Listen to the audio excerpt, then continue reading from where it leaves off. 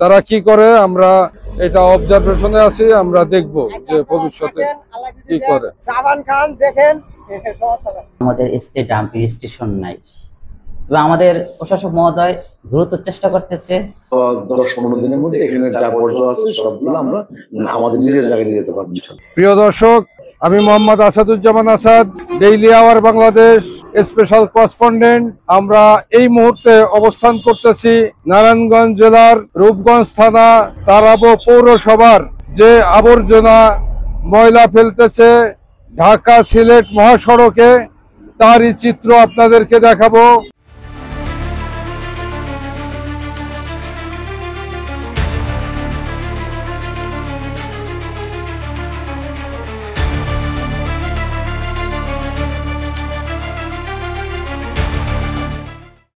আমাদেরকে ক্যামেরা দেখে এই যে যারা কাজ করছিল তারা একটু দূরে চলে যাচ্ছে। এই মুহূর্তে কেন দূরে চলে যাচ্ছে কথা বলতে চায় না এই ক্যামেরায় তারা।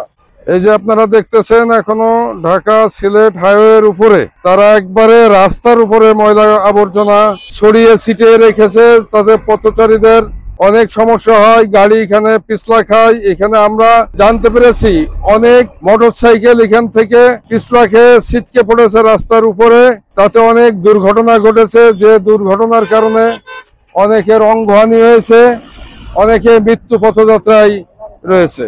এই যে রাস্তার উপরে আপনারা একবারে এই যে ঢাকা সিলেট মহাসড়কের উপরে ময়লা আবর্জনা করতেছে তারাবো পৌরসভা কর্তৃপক্ষ। তারা একবারে রাস্তাতে কি আপনাদের রাখতে বলছে না দূরে রাখার জন্য বলছে?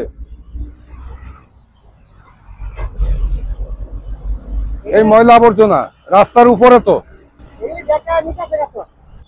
গাড়ি তো বন্ধ, সবই বন্ধ। এখন এসে গাড়িতে একজন উঠলো দেখলাম, তাকে বলছে তেল ভরতেছে, কিন্তু আমরা সমস্ত ময়লা আবর্জনা দেখতেছি রাস্তার উপরেই পড়া আছে। এখন ধাক্কা দিবে, আমাদের ক্যামেরা দেখে তারা বলছে ধাক্কা দিবে। আসলে দেখি আমরা তারা কি করে, আমরা এটা অবজারভেশনে আছি, আমরা দেখব যে ভবিষ্যতে কি করে। সাবান খান দেখেন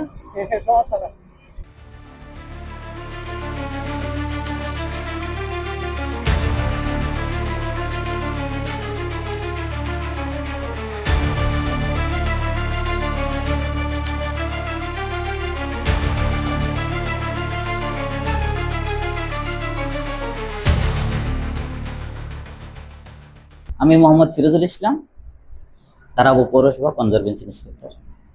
আসলে সমস্যা আছে, সমস্যা থাকবে যাবে।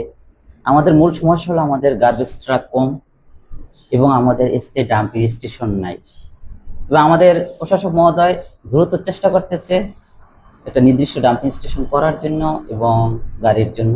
ইনশাল্লাহ বিশ্বটা যে ময়লা আছে সেটা আমরা দ্রুত অপসারণ করব।